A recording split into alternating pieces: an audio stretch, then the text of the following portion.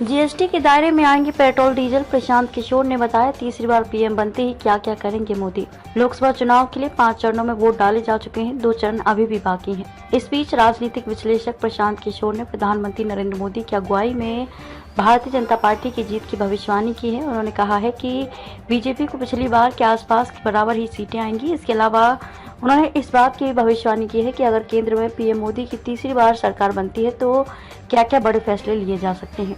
पीके के नाम से मशहूर प्रशांत किशोर ने कहा कि प्रधानमंत्री नरेंद्र मोदी के तीसरे कार्यकाल में पेट्रोलियम को वस्तु एवं सेवा कर जीएसटी के तहत लगाया जा सकता है और राज्यों की वित्तीय स्वायत्तता पर महत्वपूर्ण अंकुश लग सकता है।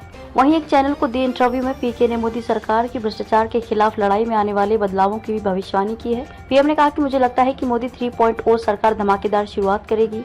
केंद्र के पास शक्ति और संसाधन दोनों ही पहले से और अधिक होंगे। राज्यों की वित्तीय स्वायत्तता में कटौती करने का भी एक महत्वपूर्ण प्रयास हो सकता है। उन्होंने कहा कि प्रधानमंत्री के खिलाफ कोई व्यापक गुस्सा नहीं है, इसलिए भाजपा लगभग 303 सीटें जीतेगी।